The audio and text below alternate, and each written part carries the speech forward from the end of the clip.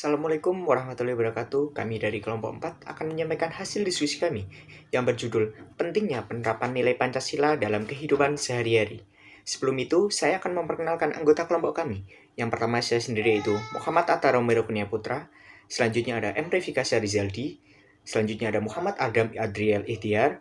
Selanjutnya ada Nofrindah Ifrianti. Selanjutnya ada Nur Risma Isdiar Mahdiyah. Selanjutnya ada Nur Milati Nafahatus Sahariyah, dan yang terakhir ada Konitah Milata Ibrahim. Sebelum itu saya akan menyampaikan pengantar dari materi kami.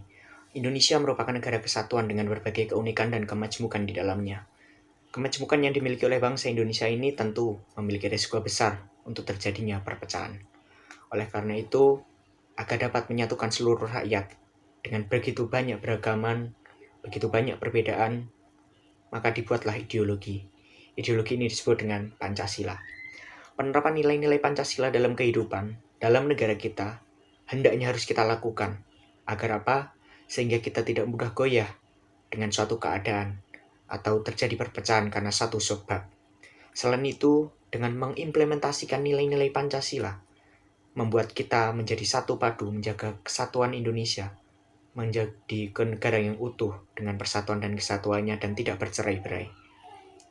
Namun, memang dalam penerapan nilai-nilai Pancasila ini selalu menemui hambatan-hambatan yang bisa berwujud seperti pelanggaran hak, kewajiban yang ada dalam setiap individu.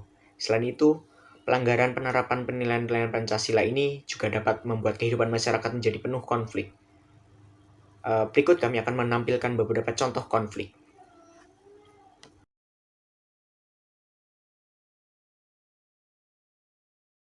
Kasus pertama adalah kasus pemerkosaan yang dilakukan oleh seorang guru di pesantren. Ada belasan korbannya, yaitu para santriwati. Bahkan santriwati ini hingga hamil dan melahirkan. Dan ada hal aneh yang terjadi dalam kasus ini, di mana ketika santriwati pulang saat liburan, mereka tidak berani mengadu kepada orang tua. Dugaan dari kelompok kami adalah terjadinya atau adanya brainwash atau cuci otak, yang kemudian membuat para santriwati ini takut untuk membuka cerita atau mengadu kepada orang tua terkait perlakuan guru tersebut. Apa yang menyebabkan ini bisa terjadi? Mungkin karena guru pesantren inilah yang tidak memiliki kejernihan pikiran untuk melakukan hal baik dan menghindari hal buruk. Atau bisa juga karena kurangnya memegang prinsip kehidupan, yaitu seharusnya kita menjadi orang baik malah menjadi orang yang buruk. Pertanyaan yang kedua, jika dikaitkan dalam Pancasila, sudah jelas dia melanggar. Yang utama adalah sila 1 dan 2. Sila 1, ketuhanan yang Maha Esa. Di mana di sini sudah jelas, ketuhanan yang Maha Esa ini mengajarkan kita untuk menjadi umat beragama yang baik. Mengikuti aturan agama tentunya, dan menghindari hal-hal buruk yang dilarang oleh agama kita yang kita percayai. Tentu kasus ini sama sekali tidak mencerminkan sila pertama, dikarenakan apa? Dia tidak memiliki moral yang baik. Dia menyalahi agama dia. Tentu hal ini sangat menyimpang dari sila 1. Lalu, guru tersebut juga melanggar sila kedua, di mana kemanusiaan yang adil dan beradab memberi kita makna bahwa kita harus menjadi manusia yang beradab, manusia yang baik, manusia yang memiliki manfaat bagi lingkungan sekitar, bukan malah menjadi penyakit masyarakat.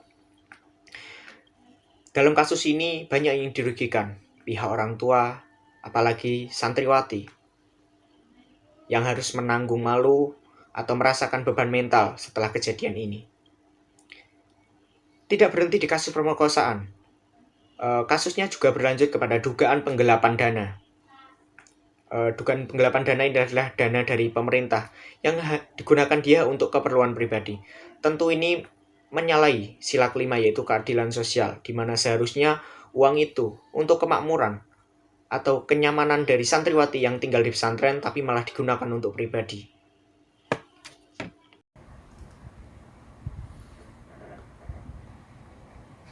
Penjelasan selanjutnya akan saya lanjutkan, yaitu tentang pertanyaan ketiga perihal penyelesaian hukum kasus dengan didasari Pancasila.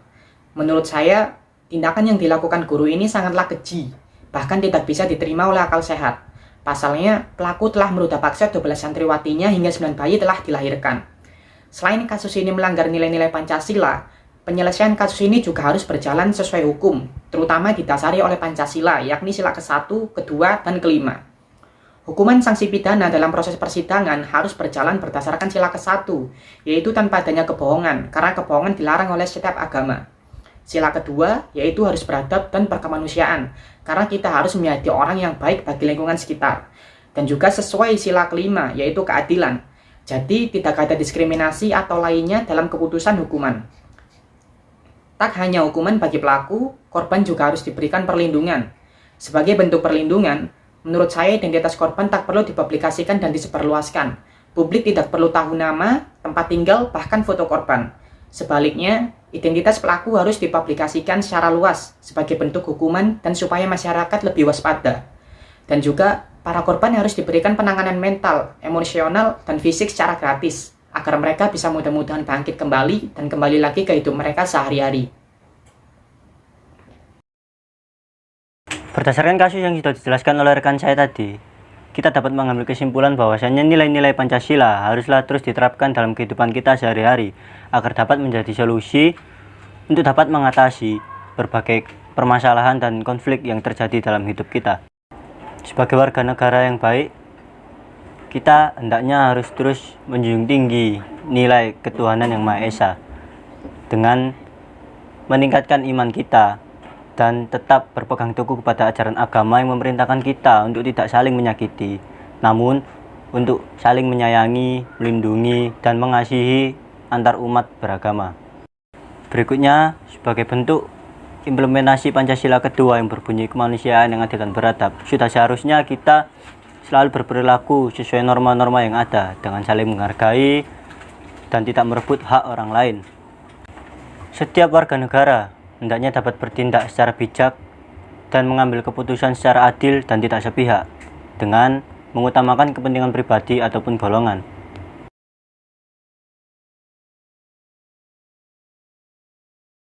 Kasus yang selanjutnya akan kita bahas adalah tentang seorang polisi yang terjerat kasus aborsi. Tersangka dalam kasus ini adalah seorang anggota kepolisian aktif bernama Bribda Randy. Randy diduga memaksa kekasihnya berinisial M untuk melakukan aborsi sebanyak 2 kali dalam kurun waktu 2020 hingga 2021. 2 kali hamil, 2 kali pula Randy memaksa M ini untuk mengaborsi atau menggugurkan kandungannya dengan cara meminum obat. Dalam kasus ini, Randy disangkakan telah melanggar kode etik kepolisian dan pidana. Jika kita kaitkan dengan nilai-nilai Pancasila, apakah kasus ini melanggar nilai-nilai Pancasila? Tentu saja. Dari kasus tersebut, Randy telah melanggar nilai-nilai Pancasila sila kedua yang berbunyi kemanusiaan yang adil dan beradab. Menurut saya, apa yang dilakukan Randy sangat tidak beradab dan sangat tidak berperi kemanusiaan. Dan saya bisa menilai bahwa ini sangat keji dan sangat kejam. Menurut saya, apa yang telah dilakukan Randy kepada mendiang korbannya adalah sesuatu yang di luar batas nalar manusia. Untuk seluruh anggota kepolisian, anggota kehakiman, jaksa, dan semua yang terlibat dalam menangani kasus ini, kami harapkan dapat memberikan keadilan yang seadil-adilnya bagi korban. Dan kami harapkan kali ini benar-benar dapat menerapkan sila kelima, yaitu keadilan sosial bagi seluruh rakyat Indonesia. Jangan karena tersangkanya anggota polisi lantas semuanya lepas tangan. Oh, itu anggota saya, oh itu teman saya, oh ini, oh itu. Halah.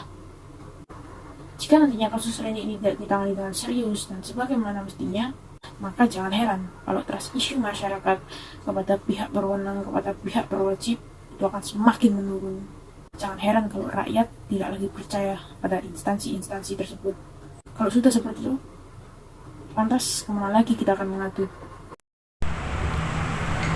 Di sini saya akan menjelaskan mengenai kasus yang sudah dibahas sebelumnya oleh teman saya, di mana kasus adanya seorang oknum polisi yang terlibat dalam kasus aborsi. Menurut saya, penyelesaian dari kasus ini harus sesuai dengan sila-sila yang ada di dalam Pancasila.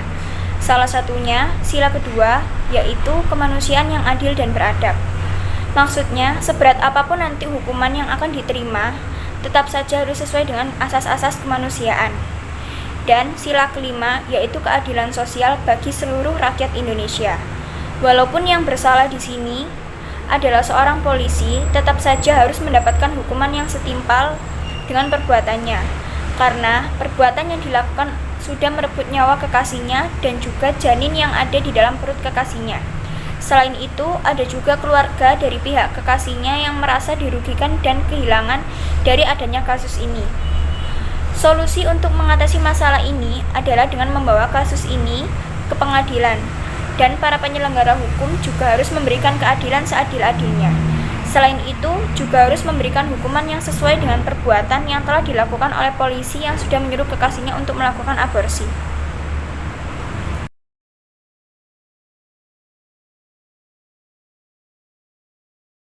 Beralih ke contoh kasus berikutnya, di sini saya akan memaparkan sebuah kejadian di mana kejadian ini sangat tidak sesuai dengan ideologi Pancasila yang merupakan pedoman hidup kita. Pada Oktober 2021 lalu, seorang pria Bangkalan tewas dibakar massa oleh warga hanya karena dituduh mencuri motor. Namun kemudian, hasil investigasi dari polisi menunjukkan bahwa pria tersebut bukan merupakan pencuri. Hal ini dikuatkan dengan bukti nihilnya laporan warga mengenai kehilangan sepeda motornya. Dari masalah tersebut dapat dilihat bahwa kasusnya itu sangat menyalahi Pancasila, sila kedua dan keempat.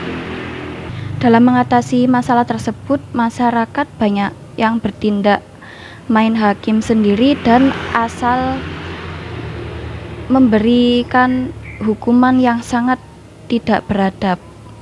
Sebaiknya kita lebih berhati-hati dalam menyikapi sebuah kabar. Jangan sampai kita merupakan salah satu dari elemen masyarakat yang menyukai main hakim sendiri, baik di dunia nyata maupun di dunia maya. Apalagi kita sebagai generasi penerus bangsa harusnya lebih awas dan mengurangi kebiasaan suka main hakim sendiri, apalagi hanya ikut-ikutan tanpa mengetahui seluk-beluk faktanya. Upaya yang dapat dilakukan mungkin bisa dimulai dengan membenahi basic logik kita. Dari contoh kasus yang telah saya sebutkan tadi, bagaimana konsekuensinya sesuai hukum, cara penyelesaiannya, dan solusi dari permasalahan tersebut selanjutnya akan dijelaskan oleh teman saya. Setelah mengetahui apa kasusnya dan kasus tersebut menyalahi sila keberapa, sekarang kita akan membahas penyelesaian kasus yang harus berjalan sesuai hukum yang didasari Pancasila. Dari kasus yang telah dijabarkan, dapat diketahui bahwa pihak yang berwenang harus menyelesaikan kasus sesuai dengan hukum yang didasari oleh sila kedua. Mengapa? Karena dalam sila kedua, kita sebagai manusia harus memiliki sikap yang adil dan beradab. Maka dari itu, pihak berwenang harus menghukum pelaku dengan tetap bersikap adil dan memiliki adab kepada korban. Penyelesaian kasus ini harus didasari dengan sila keempat juga loh, karena di dalam sila keempat terdapat kebijaksanaan dalam permusyawaratan perwakilan. Jadi, pihak berwenang sebagai perwakilan harus menyelesaikan kasus dengan bijaksana. Selanjutnya, bagaimana solusi agar tidak terjadi kasus tersebut? Nah, untuk mengatasi beberapa kasus yang telah kami bahas, ada baiknya kita sebagai masyarakat harus bersikap dengan tenang dan berusaha menangkap pelaku yang dicurigai, kemudian menyerahkannya ke pihak yang berwajib, tanpa mengambil keputusan yang gegabah dan merugikan pihak lain. Semoga kasus-kasus seperti ini tidak akan terjadi lagi ke depannya. Mungkin kesimpulan yang bisa diambil dari kelompok 4 atau hasil diskusi kami adalah pada intinya Pancasila ada itu untuk digunakan, dimaknai, dan disimpan di dalam hati untuk terus dipegang sebagai pegangan hidup untuk menjalani kehidupan sehari-hari. Pancasila bukanlah sesuatu hal yang ringan atau sepele. Pancasila dibuat dengan sejarah perjuangan, dengan keringat para pendahulu kita, sehingga kita harus menghargai. Dengan cara apa? Kita hanya bisa menghargai dengan terus menjalani kehidupan berdasarkan Pancasila, agar ideologi Pancasila ini tetap hidup. Pancasila selalu memiliki tujuan baik. Apabila dilaksanakan, maka tidak akan ada lagi masalah yang muncul. Meskipun ada hambatan-hambatan, ketika kesadaran kita untuk terus menggunakan Pancasila, pengetahuan kita tentang Pancasila terus ditingkatkan, hambatan-hambatan bisa diperkecil atau dipersempit. Dan dari masalah-masalah di atas atau contoh kasus yang sudah kita paparkan, kita bisa mengerti apa saja dampak-dampak yang muncul akibat kurangnya setiap individu jika tidak menerapkan Pancasila dalam kehidupan sehari-hari, pasti akan terdapat banyak masalah. Maka untuk menghindari masalah tersebut, hiduplah berdasar Pancasila. Sekian itu presentasi dari kelompok kami, hasil diskusi dari kelompok 4. Apabila ada kurangnya, apabila ada tutur kata yang kurang berkenan, mohon dimaafkan. Wabillahi taufiq wal hidayah. Wassalamualaikum warahmatullahi wabarakatuh.